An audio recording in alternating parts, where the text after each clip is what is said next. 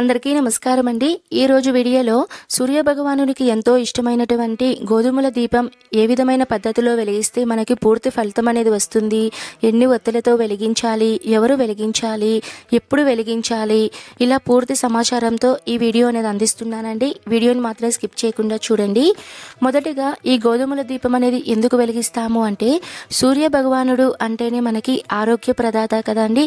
మనకి ఏదైనా సరే అనారోగ్య సమస్యలు ఉంటే ఖచ్చితంగా ప్రత్యక్ష దైవమైనటువంటి సూర్య భగవాన్ కనుక మనం ఆరాధిస్తే ఆయన యొక్క అనుగ్రహం అనేది కలిగి మనం పూర్తిగా ఆరోగ్యవంతులం అవుతామండి. ఆయనకు ఇష్టమైనటువంటి ఈ గోధుమల దీపం అనేది వెలిగించడం వలన ఎవరైనా సరే అనారోగ్య సమస్యలతో బాధపడుతున్న వాళ్ళు పూర్తిగా ఆరోగ్యవంతులు అవుతారు అని ఒక నమ్మకం అండి.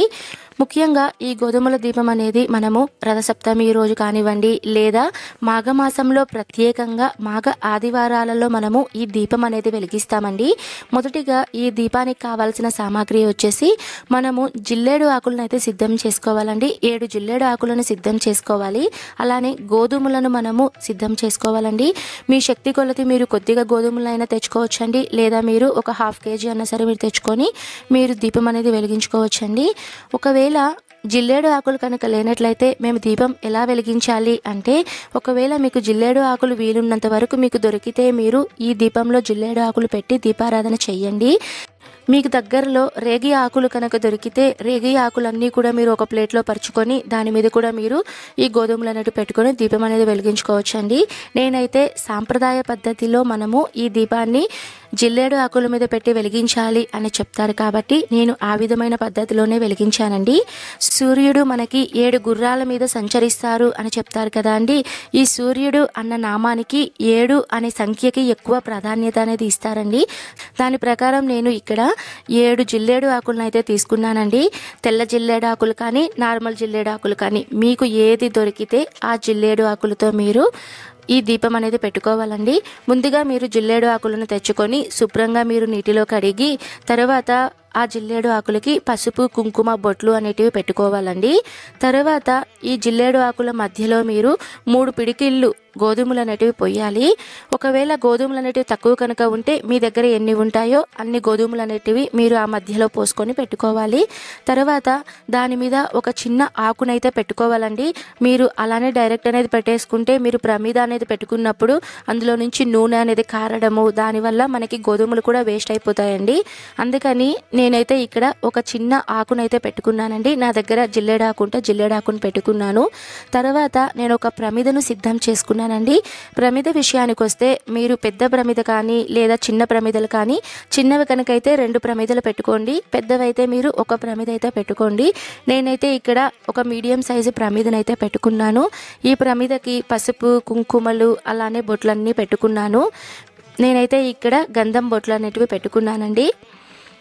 తర్వాత మనము ఈ ప్రమిదని ఆ గోధుమల మధ్యలో అయితే పెట్టుకోవాలండి. ఈ దీపారాధనలో ముఖ్యంగా నువ్వుల నూనెతో దీపారాధన చేస్తే చాలా మంచి ఫలితాలు ఉంటాయి అని చెప్తారండి. ఎందుకంటే నవగ్రహాలన్నిటికీ అధిదేవత మనకి సూర్య భగవానుడే కదా అండి. ఈయన ఆధీనంలోనే అన్ని నవగ్రహాలు సంచరిస్తూ ఉంటాయి అని అయితే చెప్తారండి. ఎవరికైనా సరే జాతకరీత్యా ఎలాంటి దోషాలు ఉన్నా సరే, ముఖ్యంగా శని దోషం కానీ, కుజదోషం కానీ ఇలాంటి దోషాలు ఉన్నప్పుడు మీరు ఈ దీపారాధన అనేది నువ్వుల నూనెతో కనుక వెలిగిస్తే ఆ శని దోషాలు అనేటివి కూడా తొలగుతాయి అని అయితే చెప్తారండి. ఇక్కడ ఒత్తుల విషయానికి వస్తే 7 ఒత్తులతో అయితే దీపారాధన చేసుకోవాలండి.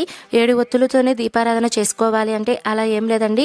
మనకి 12 రాసులు ఉంటాయి కాబట్టి 12 రాసులు కలిపి మనము 12 ఒత్తులుగా కూడా వెలిగిస్తారండి. లేదు అనుకున్నప్పుడు మీరు 7 ఒత్తులు అంటే సూర్యుడు 7 గుర్రాల మీద సంచరిస్తాడు చెప్పాను కదా అండి. 7 అనే సంఖ్యకు ఎక్కువ ప్రాధాన్యత ఉంటుందని, అందుకని 7 ఒత్తులతో దీపారాధన అనేది చేసుకోవచ్చండి. ముందుగా ప్రమిదలో నూనె వేసి తర్వాత 7 ఒత్తులను కలిపి ఒక ఒత్తిగా చేసుకొని దీపం అనేది వెలిగించుకోవాలి.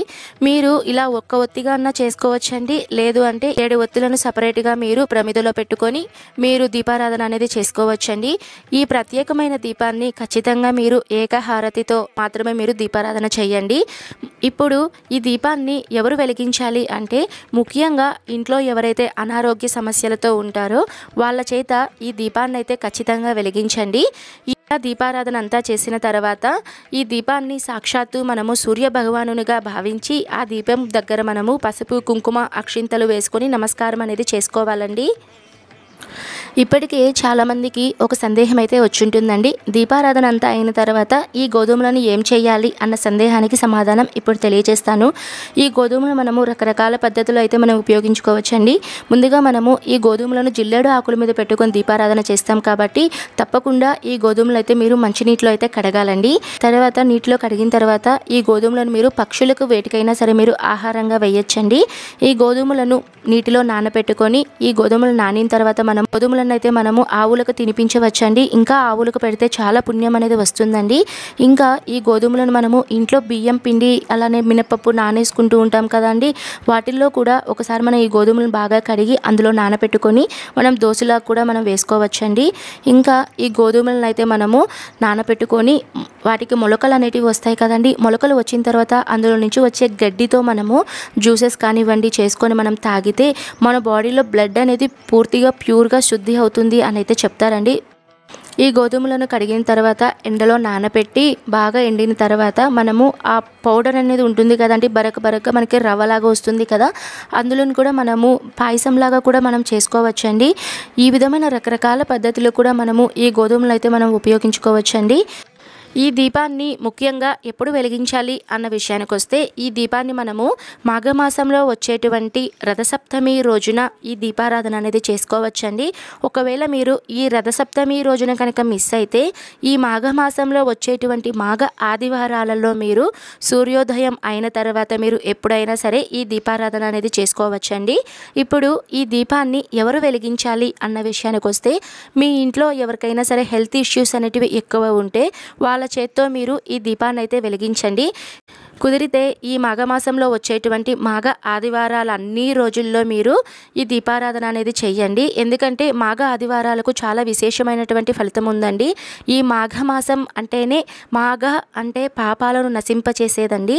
పాపాలను నశింపచేసే మాసంగా ఈ మాఘమాసానికి చాలా ప్రాముఖ్యత ఉందండి. ఇదండి ఈ వీడియోలో గోధుమల దీపం ఎలా వెలిగించాలో క్లియర్గా తెలియచేశాను కదా అండి.